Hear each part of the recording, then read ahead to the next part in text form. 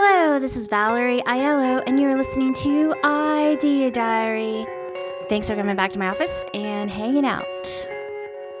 So I got invited to the Clubhouse app. I didn't realize for some reason that you had to be invited by somebody else to activate your account. Once I did save my URL yesterday, I thought I had to wait for them to activate it. What happens is you have to be invited by somebody that is about to start a room. I'm not fully sure yet if there's a code or what the situation is, but I ended up going to a Facebook group and asking if anybody had any tips on how to get into Clubhouse faster, and a really sweet person just sent me an invite. So I'm in. I was sort of confused just kind of very curious about how somebody could spend 4 or 5 hours inside an app and have fun the whole time and be engaged and actually forced to put it down. I kind of see the potential of kind of getting inside of the app and being with all these people. It's live. Nothing is saved inside of the Clubhouse app. You have a bio page, and you can link out, Twitter, Instagram, different things that people can instantly follow you on Clubhouse. And while they're listening, I guess they can kind of go and discover you and follow you on different platforms while you're still listening. And there's all these 24-hour conversations. So I just was listening to something called The Power of Social Media. They had a 24-hour show. I'm guessing they have different people in different countries because I heard different accents happening and people were from Australia. So I'm assuming they start a room and then kind of assign everybody different times in their time zones that's most unique. I was listening at night, so they kept saying, oh, did somebody fall asleep? Oh, this or that. So I'm guessing people are just doing this like live talk radio. And I definitely see the connection that is happening. So I was kind of thinking about Facebook, and the other day, today I decided to kind of go back to social media platforms. I, did some simple things, change a profile pic here, change a cover photo there, and just kind of ease back into using social media. So what I've decided is that social media isn't all bad. Social media is definitely good for humanity and keeping us together and being able to communicate. What's not good, I think, are the certain algorithms that maybe suffocate some people. When these social media platforms such as Facebook try to get money and they kind of shadow ban post, I'm thinking in hopes that you think, well, if I just pay money and boost this post or pay for ads on this post, then my following, who I've already worked hard to kind of get going and get to follow and pay attention to me, they're not seeing my stuff unless I pay for it. And I feel like if they just didn't do that, if they would have gone with a different approach, I almost feel like everyone would be way more successful. Like the whole world would be more successful. Like the shadow banning and the algorithms that kind of hide you from your own audience and your own followers. I just almost think that, man, like people with bans in about the 2007 time, whenever Facebook started, and it was like instant wow for bands to be able to create the events or be able to share a flyer with everyone that they know. And it was just the amount of work that it took to tell everyone about your show just went to 1 second of time, because you could just tell everyone you knew when it was, where it was, and how much it cost. And it was just an instant show promotion thing. And it worked. And it was fun. And people just, I don't think it was annoying. I was never annoyed by people promoting their shows and their stuff on social media like Facebook. Facebook was the thing at the time. MySpace started to have that momentum, but it really took over whenever 2004-ish, whenever Facebook came into the world. It was like everyone was on Facebook, almost. It's hard for me to think and imagine how much better the world would be if they didn't do the algorithm shadow banning thing for people to pay for ads. I know they needed to make money somehow, but I feel like there could be another way. I watched The Social Dilemma the other day, and I feel like they could have gotten a lot deeper into the bad stuff. I don't necessarily agree with some of the things that they were saying when it comes to the whole going down rabbit holes and getting into dangerous territory, hearing things that you shouldn't be hearing.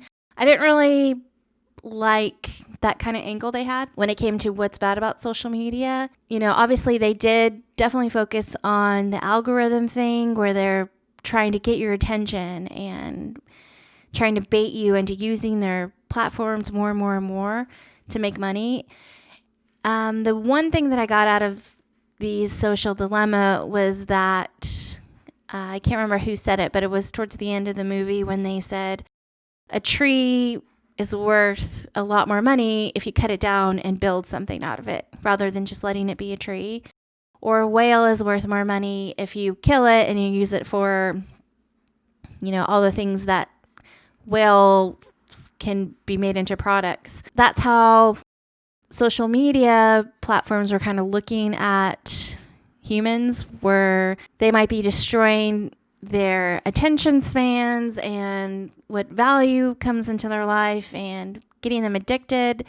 Like it's a casino, you know, like a little slot machine of, I got to see what's going on my phone or else I'm not a person. Definitely, I like the idea that we have to think of people not as little paychecks, but as what's the win-win? How can we make money? How can people connect with as many people as possible without the gatekeeper thing and the stifling thing? I think what's happening right now on Clubhouse is it feels a little gatekeeper free. That I know it seems like if you did spend some time on here and you did kind of go into rooms based on your interests and you started talking, a lot of the rooms that I was in, everyone's mic wasn't on. So I think once you start kind of making connections, somehow you start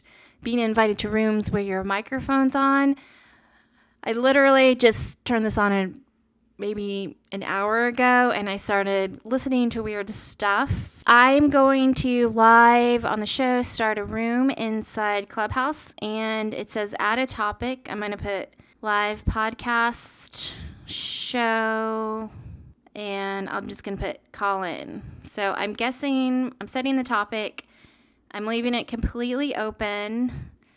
I have said let's go, and it's live. So I guess we'll sit here and wait, and I'll report back how long it actually takes for somebody to come into my show. I feel like if you could get an audio connection into your phone so that it actually sounds good, I think you could maybe leave your phone kind of close to a microphone. I don't know if it'll pick it up so well and how great it would sound, but it does seem like if you wanted to have a live podcast call-in element, you could use Clubhouse.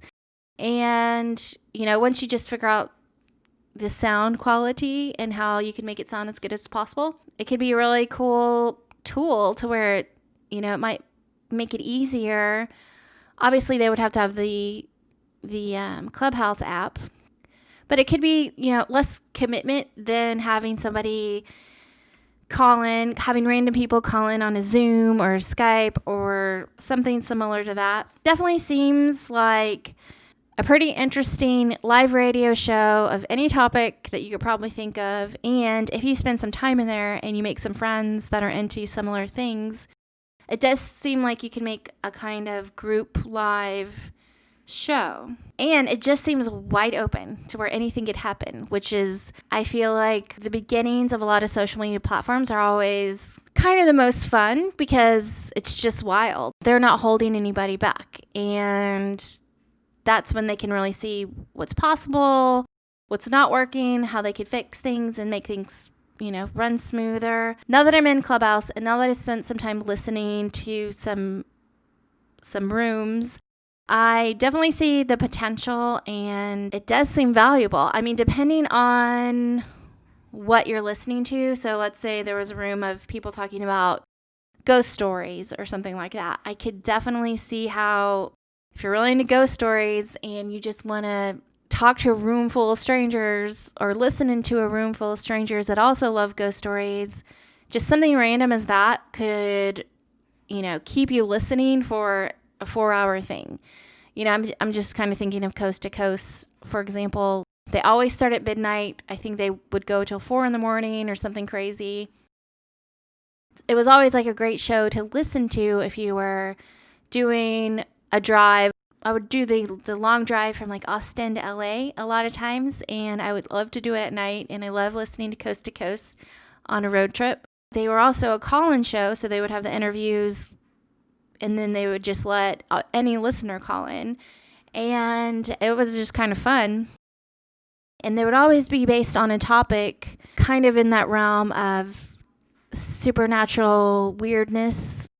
And I could definitely see if you could find kind of your group of people that are into exactly what you're into, no matter what it is, and kind of get everyone excited to be on Clubhouse with you, and to kind of let that possibility that they could get on stage. So I think that's when they pull somebody from the little group of the audience inside Clubhouse, they pull you up on the stage, and then you get to say whatever you're saying, like as a complete stranger. I don't know. It definitely seems fun. I don't know how much I'll be in it and listening. I'm definitely gonna maybe check in every day, at least a little bit, because it's new and exciting and weird, and definitely a very interesting concept, an audio only social media platform to where anyone can jump in and talk to each other. And I'm sure there's going to be super weird party ones where you don't even know what people are saying and it doesn't make any sense and everyone's talking.